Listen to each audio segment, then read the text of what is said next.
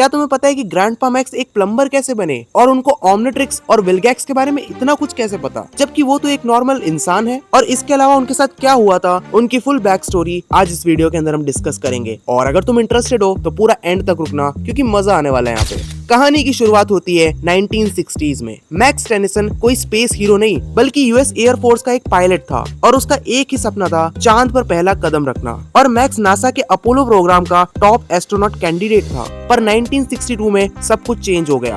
अर्थ के ऑर्बिट में एक एलियन क्रैश लैंड करता है और वो होता है विलगैक्स का पहला स्काउट वेसल। और नॉर्मल पुलिस और आर्मी की बस की बात नहीं थी इस सीक्रेट को हैंडल करना। और तब एंट्री होती है द प्लम्बर्स की, एक ऐसी सीक्रेट गवर्नमेंट ऑर्गेनाइजेशन जो अर्थ को एलियन थ्रेट से बचाती है। और मैक्स की बहादुरी और उसकी इंटेलिजेंस को देखकर प्लम्बर के लीडर फिल रोज्यूम ने उसको रिक्रूट कर लिया। और मैक्स ने अपने सपने को छोड़ दिया क्योंकि उसको समझ आ गया था कि असली खतरा आसमान के बाहर नहीं बल्कि उनके बीच में पहले से ही आ चुका है। द विलगैक्स इनकाउंटर 1970s में विलगैक्स पहली बार अर्थ पे अटैक करता है और उस वक्त ना बेन था और ना ओमनिट्रिक्स। तब खड़ा था अकेला मैक्स टेनिसन। मैक्स ने अपनी ह्यूमन इंटेलिजेंस और प्लम्बर टेक का यूज करके विलगैक्स को ऐसी टक्कर दी कि विलगैक्स को अर्थ से भागना पड़ा। लेकिन इस फाइट में मैक्स ने एक ऐसा डिसीजन लिया जिससे उनकी पूरी टाइमलाइन ही बदल गई। उन्होंने विलगैक्स की शिप के न्यूक्लियर कोर को ब्लास्ट कर दिया, जिससे विलगैक्स की आधी बॉडी डिस्ट्रॉय हो गई और उसे साइबरनेटिक आर्मर पहनना पड़ा। और तभी से विलगैक्स के दिमाग में एक नाम छप गया, टेनिसन। अब आते हैं मैक्स की पर्सनल लाइफ के सबसे बड़े सीक्रेट पर।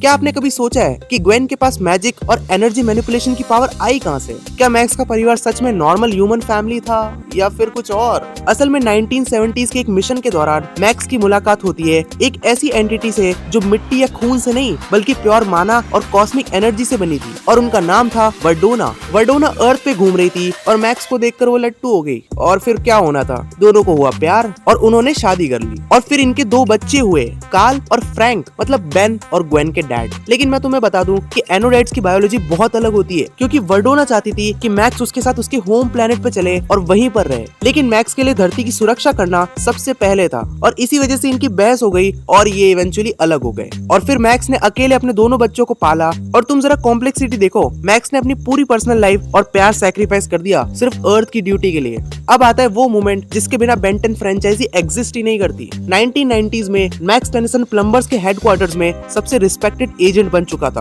क्योंकि उन्होंने गैलेक्सी के कई क्रिमिनल्स को अरेस्ट करवाया था। और इसी दौरान उनकी दोस्ती होती है एजमत से, जो गैलेक्सी का सबसे बड़ा जीनियस और गैल्वन प्राइम का क्रिएटर था। और एजमत किसी पर भरोसा नहीं करता, लेकिन उसको मैक्स पे भरोसा हो गया उसका इतना रिस्पॉन्सिबल होते हुए देखकर। और फिर जब एजमत ने ओमनिट्रिक्स बनाई तो उसका ओरिजिनल गोल कोई वेपन बनाना नहीं बल्कि यूनिवर्स की सारी स्पीशीज का डीएनए प्रिजर्व करना था। लेकिन जब विलगैक्स को ओमनिट्रिक्स की खबर मिली तो एजमत ने उसको छुपाने के लिए यूनिवर्स का सबसे सेफेस्ट इंसान चुना, max Tennyson.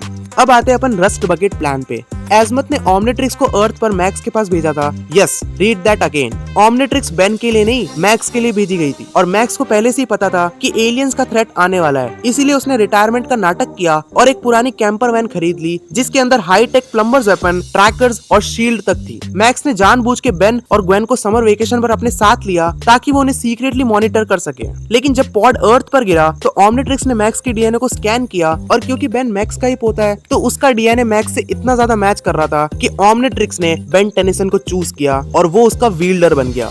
The silence mentor and ultimate sacrifice. जब 10 साल के बेन के हाथ में ओमनिट्रिक्स आई तो मैक्स चाहते थे कि वो घड़ी को निकाल कर एजमत को वापस कर दे। लेकिन मैक्स ने बेन में वही आग देखी जो 40 साल पहले उसमें थी। और क्लासिक सीरीज में आपने नोटिस किया होगा, जब भी बेन किसी नए एलियंस में बदलता था पर मैक्स पीछे खड़ा होकर हमेशा उसे गाइड करता था। और वैसे भी मैक्स के पास कोई सुपर पावर्स नहीं थी, पर उसके पास 40 साल का एक्सपीरियंस था और वो बिना किसी पावर्स के विलगैक्स और बहुत सारे हाइब्रिड्स को पहले ही हरा चुका था। और फिर जब एलियन फोर्स में हाइब्रिड का खतरा बढ़ा तो मैक्स ने एक ऐसा स्टेप लिया जो दिमाग हिला देने वाला था। हाइब्रिड के कमांडर को रोकने के लिए मैक्स ने नल वॉइड का एक बॉम्ब लिया और अपने हाथ में फोड़ दिया और खुद को सैक्रिफाइस करके नल वॉइड में चला गया। और नल वॉइड एक ऐसी जगह थी जहां यूनिवर्स के सबसे खतरनाक मॉन्स्टर्स रहते थे। लेकिन मैक्स वहां मरने की बजाय एक आर्मी लीडर बन गया और नल वॉइड के उन मॉन्स्टर्स को सबक सिखाता था। Now you think about it guys, Ben Tennyson multiverse का सबसे बड़ा हीरो बना, विलगैक्स को कई बार हराया।